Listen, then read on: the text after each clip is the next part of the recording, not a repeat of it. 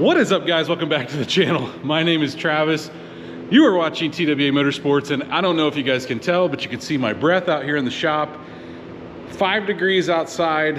Haven't had the heater on, just had to open the doors to negotiate some cars around, put the 53 under the lift, green trucks outside while we do a few things to the Tahoe here. So yeah, it is frigid, but that's one of the reasons I'm doing this video. We need to fix the blend door actuator. I actually got one of those things. This thing is ridiculously cold in the mornings on the driver's side. The passenger side's fine, the rear's fine, driver's side is not fine. So it should be the one behind the console. I think the easiest way to get to it is to take the seat out. I'm not 100% sure on that yet, but the first thing I want to fix is this has the electronic adjustment for like the heat and air. So you've got the little knobs that go up and down. So what I'm going to do is I'm going to get in there first, and we're going to see if we can address that problem, because when you turn it, it like goes different directions, and it's a pretty easy fix if you have some electronics cleaner. So I'm going to go grab that, and that is where we're going to start on this thing.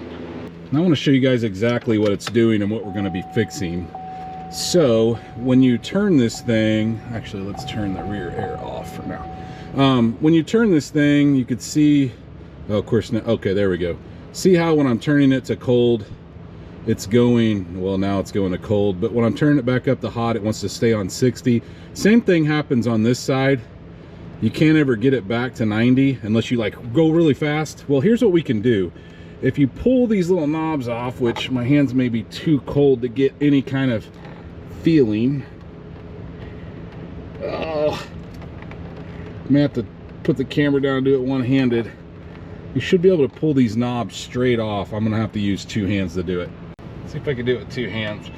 There we go. Okay, so take that off, and we're gonna spray. I've got a towel. Let's put a towel under it. We're gonna spray a little bit of this electronics cleaner in there, and then we're gonna wheel this thing back and forth. And so once you do that, it should free up, and that should get rid of that issue. So now, if you'll notice, we can go up to 70, back down, and we need to do that on both sides. I'm gonna do the same thing on the other side. And look, you don't have to have a towel, but I like to keep one because this stuff sometimes will deteriorate the plastic and kind of discolor it. So just kind of be careful. Once we do that though, we should have a good, okay, now it's working like it's supposed to. You may have to do it a couple times depending on how dirty it is, but that'll fix your issue with your heat flipping or not getting where you need it to go. One other thing, these things are keyed a certain way, so don't try to force it on the wrong way. It will only want to go on a certain way. Sometimes it's easier to face it the direction it's supposed to come off and push them on there. Don't force it if it doesn't want to go. So now you can see we've got adjustment all the way down to 60, all the way back up to 90 on both sides.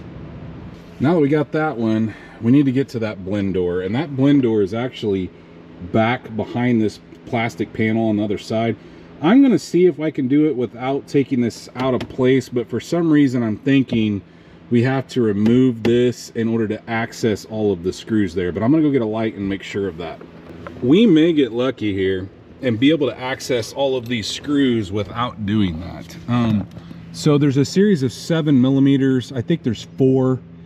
You can see one opening right here. I think there's 2 or 3 more. The hardest one to get to is there's one right there, but I don't think we're gonna have to take the console out to actually get to this thing. So let's give it a shot without it. You may need a pretty short extension to get to these guys, especially that one.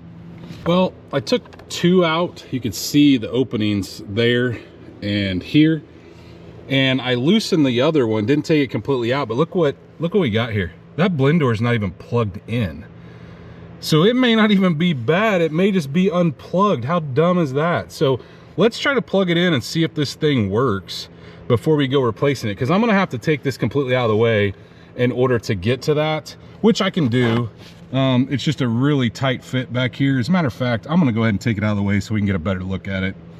It's virtually impossible. I've been trying and trying for about 5 minutes here.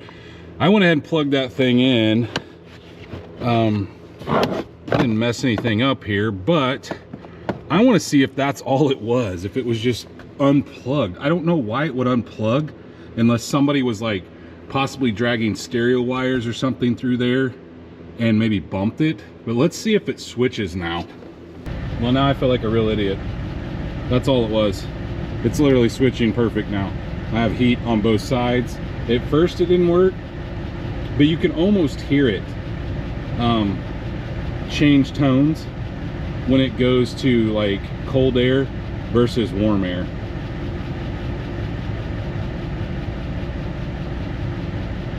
Now we have hot air on both sides and cool air on both sides. Really weird. I just don't understand why it was unplugged.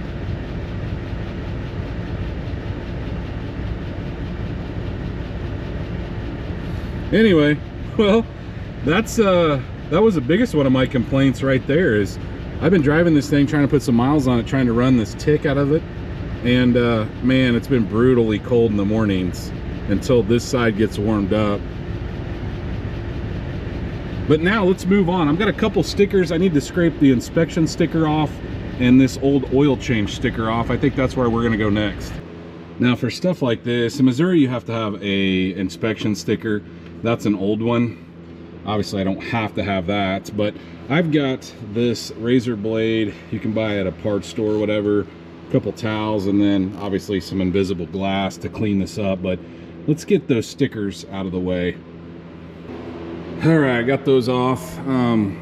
Actually, that hadn't been on there very long, which is good. Came right off. Okay, in typical TWA Motorsports fashion, we're gonna be pulling a lot of the emblems and stuff off, but this guy right here, when I'm going down the road, does one of these deals, makes me crazy. And for some reason, it's the only one on the entire vehicle. So let's see if I can get my heat gun over here. I'm actually gonna grab my new heat gun that Dana bought me for Christmas, the cordless one.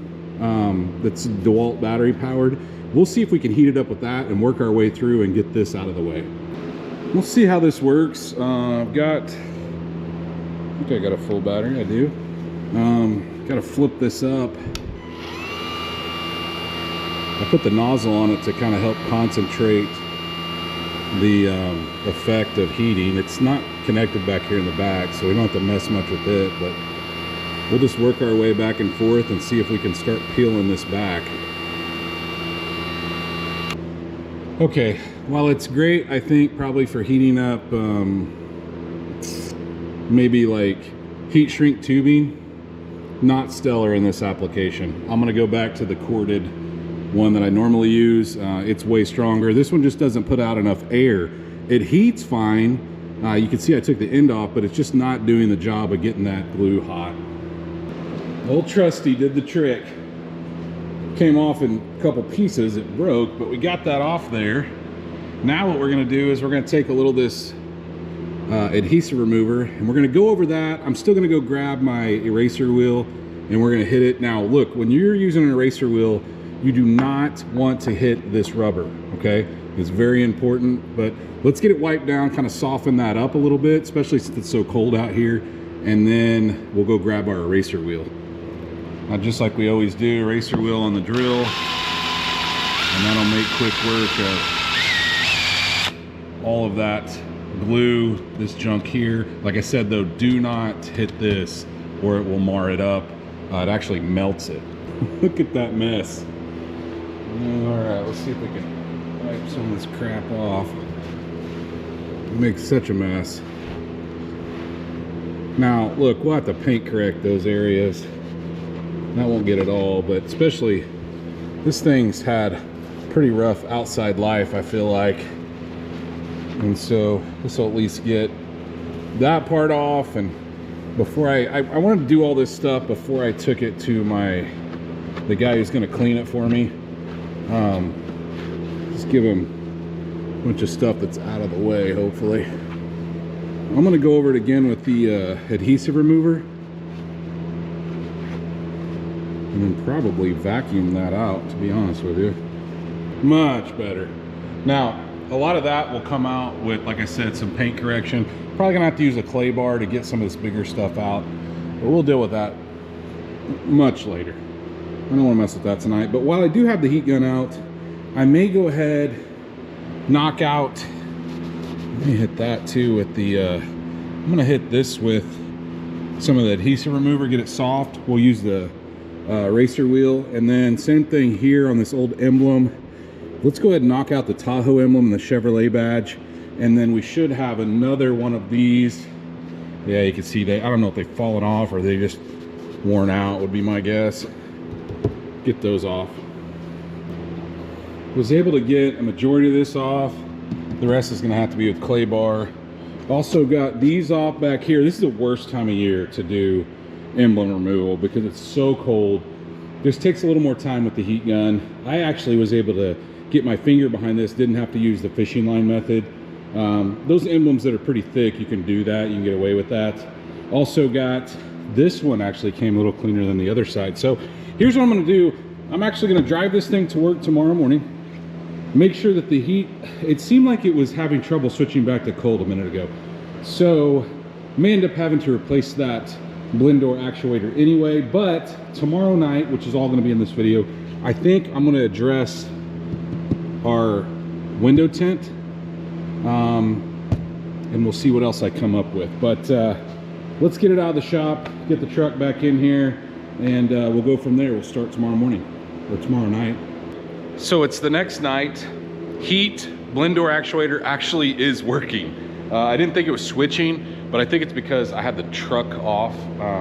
So I don't know what's going on, but we are going to take the window tint off here in just a second, but I got these today from Amazon. I'll list them in the description. Remember, I tried programming some other ones and that did not go well for me. So we're gonna see if we can get in here and do the programming process on this. Should just be hold the unlock. I'll show you. Let's see if we can do it. We're gonna attempt to program 2 new key fobs that I got. So holding down the unlock button, you're gonna cycle the key twice. So unlock, on, off. And when you hear the lock cycle, you're done. So now we hold these 2 down. However many remotes you want to program. These should be actually made for this truck. Sometimes it takes a minute. Okay, there's one. I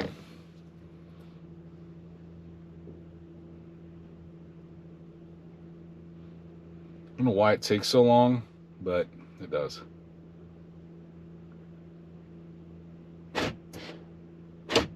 And there's 2. And then we should be able to turn our key on, and we are now out of programming mode. So we should have lock, unlock. Perfect. Same way with the other one. Lock, unlock. Perfect. Pretty easy. On that lock programming, I think you can program up to 3.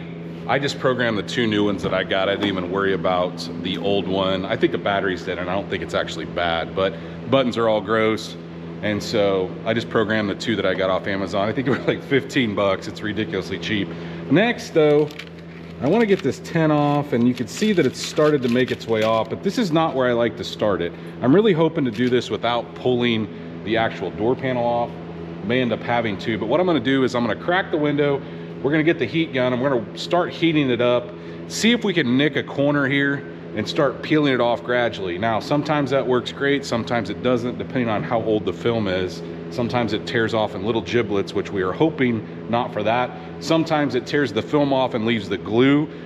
Best case scenario, it pulls glue and tint at the same time. I don't think we're gonna get that lucky based on what I'm seeing right here, but maybe. So I'm gonna set you guys up on a tripod. You'll see me crack the window a little bit to get started at the top, and then we'll just kind of work our way down as we go.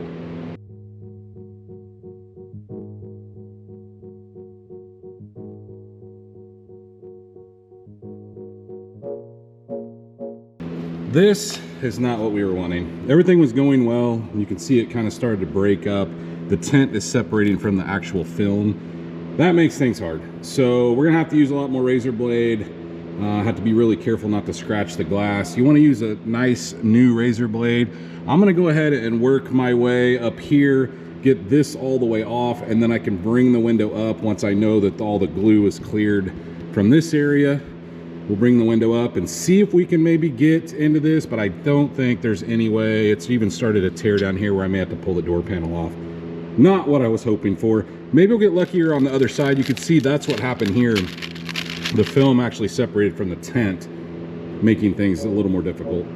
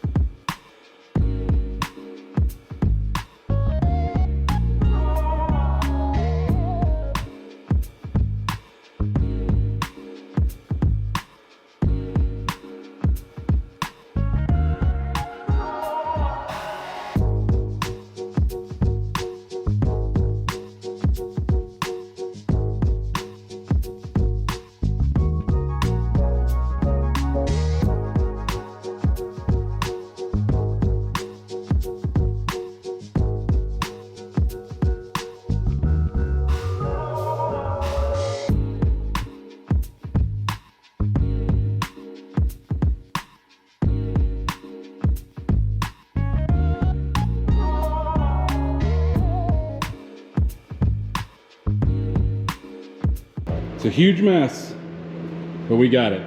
I'm not going to time lapse the other side. You can see that I got down as far as I could. The door panel really needs to come off, and we'll do that on a later, basically at a later date. But looks good. I didn't gouge anything. You got to be careful when you're scraping with a razor blade on a window. You can cut it up, and so you make sure that you're going with the glass, not gouging into it. But we've got it all off of there, or at least the majority of it. Like I said, we'll have to go back over it when I take the door panel off, but I just don't want to do that right now. I just don't have the time. So I'm going to go ahead and knock the other one out, and hopefully it'll go a little easier than this side. So if you're wondering, did this side come off any easier? The answer is no. As a matter of fact, it might have been a little worse. But okay, we're going to end the video here, guys. Got a couple things accomplished. Obviously got new key fobs. Got the window tint off, got the emblems off, got some of that cleaned up, got that piece of trim on this one side, which was weird. Got the blend door actuator working. So making some progress in the right direction on this thing. I'm back and forth. What do you guys think about removing the side panels? I was gonna keep it, but the chrome is all cracked and faded. I don't know. That requires a lot more work. I'm not probably gonna get that done before I get it to the guy who's gonna clean it. But I don't know. I got a couple other things planned. And some parts on order that are relatively quick, kind of make it look a little better, I think, and possibly even fixing some of the issues that it has. But if you guys did enjoy the video, please, like always, smash that thumbs up button. If you are not subscribed, go down and hit that subscribe button. Of course, like always, ring that bell notification. That will notify you every time we drop a new video on this or anything else. And stay tuned to see what happens to this thing next.